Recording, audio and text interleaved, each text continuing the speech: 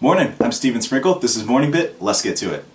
Top 3 things I think are important today. The first of which is the legitimization of Bitcoin. We're finding that more and more companies, albeit on a small scale thus far, but more and more companies are starting to accept Bitcoin in the day-to-day transactions of their goods and services. This is a really exciting thing to see starting to get momentum. It's still really early, but we're starting to see some movement in that direction, and that's key to bringing Bitcoin to become a ubiquitous global asset that can be transacted very fluidly anywhere in the world. So keep your eye on that. I think that's going to be a really interesting trend over the next 2 to 10 years. We'll see as it starts to kind of become popular in local areas and then grow out from there.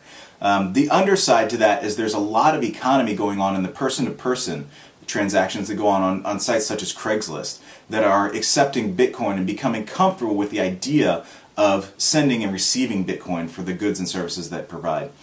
This leads me into the second point, the continued growth of the value of Bitcoin. Right now, as of me talking, it's about $260 to Bitcoin. Over the past few weeks, it's increased substantially, more than 100%. So it's really exciting to see that currency value going up like it is. As I've listened to investors, they say that if Bitcoin becomes a ubiquitous global asset that they think it's going to become, the range would be somewhere in 100,000 on the low end to upwards of $1 million per Bitcoin. So I'm hopeful that it gets to that because I think that will bring a legitimacy to Bitcoin and facilitate the mass retail adoption of Bitcoin. So we'll see how that plays out over the next few years, but I'm really excited about that trend. The last thing is the movement of Bitcoin companies who are starting.